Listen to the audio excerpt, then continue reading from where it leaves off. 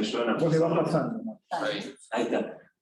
Bueno, el título de la charla, y agradezco la invitación y también un honor formar parte de este círculo, de charlas que han sido muy buenas, realmente, así que es todo un honor. Dos palabras voy a decir cuando empiece. El título me ayudó un poco con el chat GTP para hacerlo más rimbombante, y la imagen también me ayudé por el generador Bing de inteligencia artificial, y después voy a meter en la charla en algún momento cómo usamos un poco la inteligencia artificial en el instituto. Formo parte del Infimat, el grupo de compositores de Alfredo Pasquier. Ahí trabajamos con Alberto Somoza y Carlos Machi, así que si nos quieren encontrar un día, tomarse un mate o charlar de algo, siempre estarán invitados. Bueno, antes de hablar de Monte Carlo cinético, voy a decir algunas palabras sobre la simulación Monte Carlo. Muchos estarán en conocimiento del tipo de simulación. Saben que la palabra Monte Carlo nació porque entre los inventores que estaban Gillespie y Metrópoli tenían un pariente medio enviciado con el casino de Monte Carlo, y de ahí nació la palabra, el título que le da a la simulación Monte Carlo. Involucra el manejo de números aleatorios de random, que ahora gracias a las herramientas computacionales tenemos más facilidad y más dinámica para generarlos de manera más eficiente. Se estudian muchísimas cosas, elementos que parecen sencillos, como estudiar el área bajo una curva. Esta curva es sencilla, pero hay curvas que no lo son. Comportamientos de presa, predador, donde uno ve la evolución de una población que simula lobos y ovejas que se las comen, lobos que se mueren de hambre. Todo eso ocurre más fácil y rápido adentro de una computadora. Dosimetría, abordaje de aviones, tránsito, difusión de epidemias, migración de poblaciones, videojuegos, muchísimas cosas se puede simular con Monte Carlo. ¿Sí? Pasamos a la siguiente, por favor. Sí. Y ahora voy a meterle lo que nosotros hacemos, que es simulación Monte Carlo cinético. La palabra cinético involucra la posibilidad de escribir en el tiempo.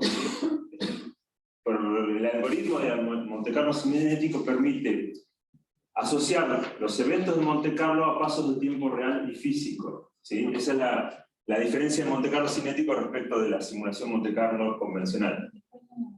¿Dónde está ubicado en el campo de estudio de los materiales, que es lo que hacemos? Monte Carlo cinético en la escala. Bueno, acá hice un gráfico cualitativo de dónde sería la escala. Permite escribir elementos que van desde los 10 a los 100 nanómetros aproximadamente. Esto es difuso, ¿cierto? Y en tiempos que van desde el nanosegundo hasta el segundo, también es difuso, ¿sí? También existen otras, y este es el sueño de la multiescala, ¿no? En mecánica cuántica uno puede estudiar, por ejemplo, la interacción entre dos átomos, un átomo de litio y un átomo de azufre. Para eso se necesita resolver las complicadas ecuaciones de Schrödinger y otros colegas, ¿sí? Uno puede ir a una escala más adelante y resolver la dinámica de eso. Por ejemplo, cuando una molécula ya se asocia, quedan los orbitales resueltos, y eso se empieza a comportar más como una pelotita, como una pelota rápida, algo así. Entonces uno puede resolver las ecuaciones de Newton, que son las que se aprenden en el primer año de muchas ingenierías, ¿sí?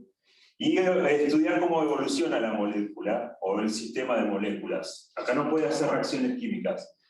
En Monte Carlo, ¿qué hace uno? Va a una escala un poco más arriba y estudia las tasas de transición. Y espera el tiempo estimado que van a ir ocurriendo.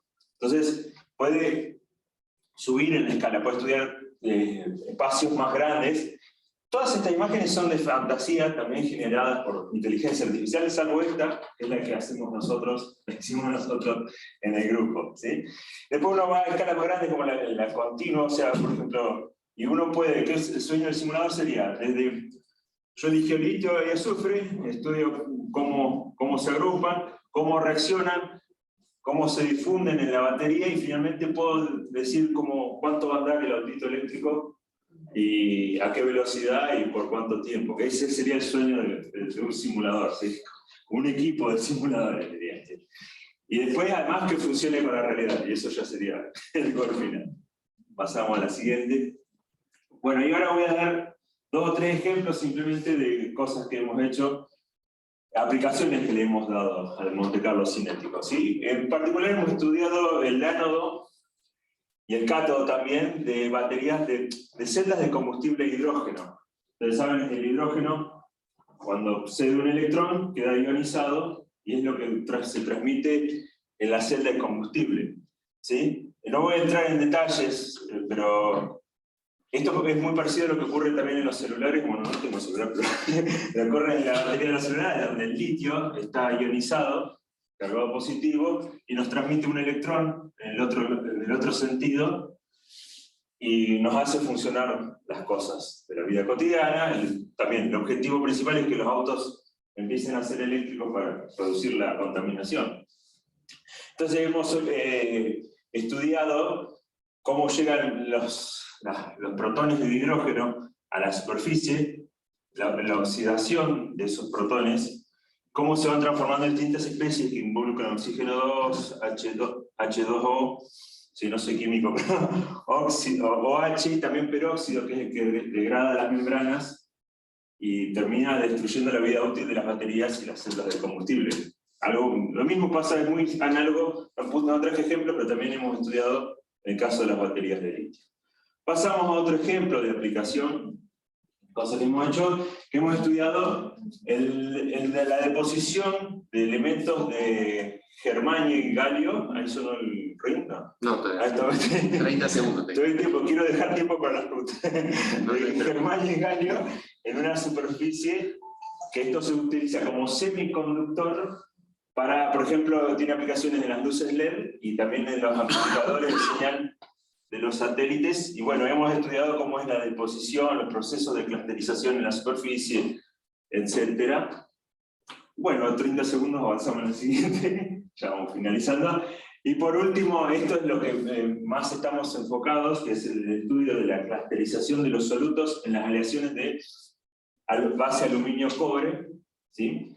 Para ello usamos, sale como una vena, ¿sí? Usamos, acá la matriz de aluminio no la mostramos, solo muestro los solutos de cobre y magnesio, por ejemplo, y vamos estudiando cómo se clusterizan con simulación Monte Carlo. Este modelo está alimentado con datos de la mecánica cuántica, ¿sí? de cálculos ab initio. O sea, trabaja en un contexto y vamos viendo a lo largo del tiempo cómo clusterizan. ¿Para qué sirve la clusterización? La clusterización está asociada a la dureza de la aleación de aluminio. Entonces, la idea es que sea aplicable, por ejemplo, cuando una sonda espacial entra a la atmósfera, tiene que resistir temperaturas altísimas y tiene que poder responder en dureza a ese estrés. Entonces, tiene ese campo de aplicación. Y dos palabras también, ¿cómo reconozco estos clústeres, estos hammerings? No lo hacemos a ojo, sino que lo hacemos mediante un algoritmo de reconocimiento, y ahí también engancho un poco con lo que es la inteligencia artificial.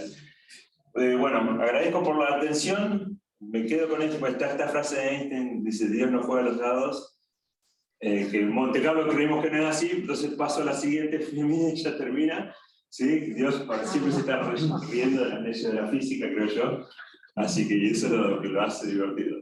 Así que bueno, gracias.